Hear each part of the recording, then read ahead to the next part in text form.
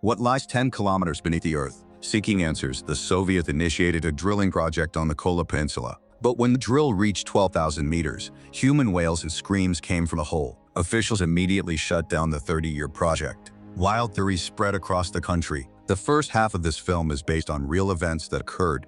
The second half's bizarre claims remain unverified to this day.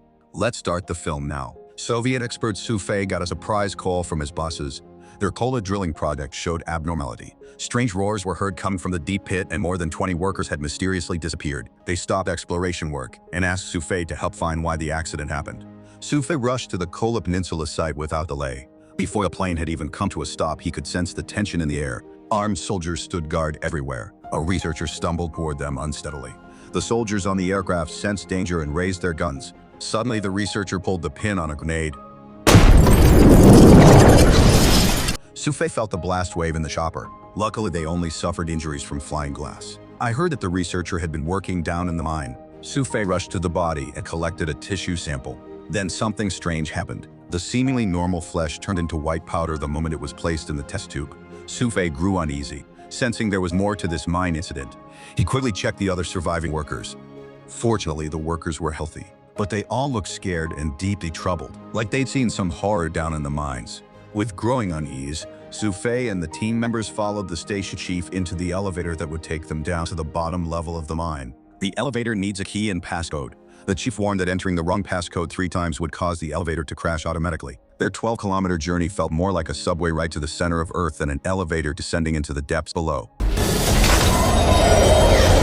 The lift moved at high speed. Within minutes, they'd already descended 2,000 meters. The elevator abruptly began to shake with great intensity. "Emergency," the chief shouted, scrambling to open vent. Everyone was struggling to breathe. He had already put on his oxygen mask first. Sufei woke up from a blackout after an unknown period. The lift stopped at living area 5,000 below. The station chief slipped away alone, taking the elevator card with him. The bespectacled staff member explained that in order to reach the work zone at 12,000 meters, they would need to transfer to another elevator system. To go deeper or retreat, they now had to track down the station chief and reclaim the elevator card. Otherwise, they would have to use the stairs. The soldiers searched the living area. They didn't find the station chief but discovered a mechanic and a doctor. Sufei took samples from both to test for infection right away. Thankfully, the test came back clean. The troops kept looking for the director. Sufei was about to join them when the station chief suddenly appeared. He warned of mine dangers and told Sufei to evacuate everyone quickly. This made no sense to them. Sufei ignored him and called soldiers in. The chief quickly activated the elevator, plunging down to the 12,000-meter work zone. This incident confirmed their suspicions about the chief. He might be the one who harmed those workers. The bald leader proposed a plan to lead troops on foot to the bottom level to arrest the chief. As they neared the hot bottom levels, the arresting soldiers wore thermal suits. As they approached the passageway, the door mysteriously slid open. A woman in white attire came out from within. The bespectacled man explained she worked at the mine too. But now she was confused and had not spoken a word since. Sufei wondered how she endured the underground heat.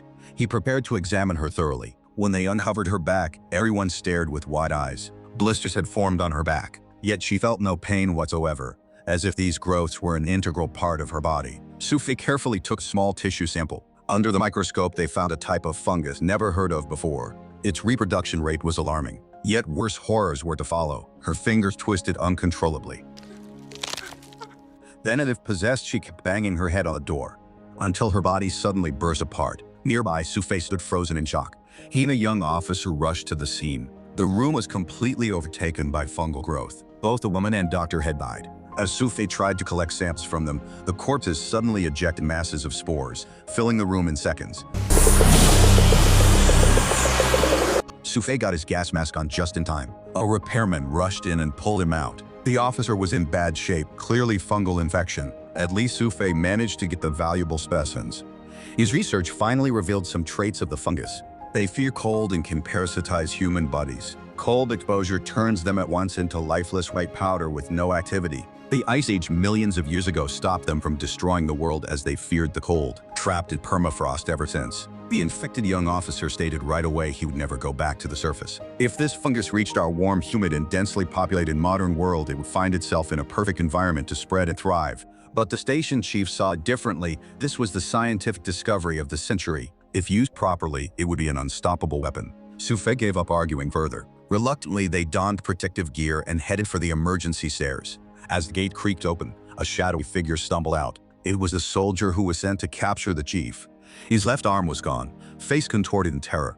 Something unspeakable was after him. Close the gate immediately. Hurry up. Then came the violent pounding from the passage. Everyone fled back to the living area with terrified expressions. With the passage sealed and elevator dead, they faced a life or death situation. The elevator worker came forward now. He showed a way to run the elevator cardless, but it meant a complete free-fall descent. A last-second emergency brake would bring it to a safe stop at a depth of 12,000 meters. Find the chief, get back the elevator card, and they could all escape to safety. Trapped with no alternatives, they boarded the elevator in grim silence. The remaining troops, even the infected officer, stayed to hold the creature off. Sufei, the repairman, the bald chief, and the man with glasses would go down to retrieve the card. Following their plan, the group reached the bottom level without incident.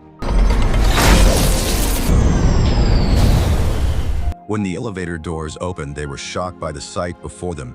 The floor was coated with white powder, likely fungal remains from the cold. The missing 20-plus employees had been absorbed into the fungal mess. A recording from the chief was on the desk. The recording revealed the horrifying truth. The chief had set the work area below freezing to eliminate the ancient fungi. But the fungi found a way to overcome the cold by merging into human muscles for warmth. It merged the bodies into a grotesque mass to conserve heat. This way it could break through the permafrost and spread all over the world. The station chief collapsed, declaring humanity doomed.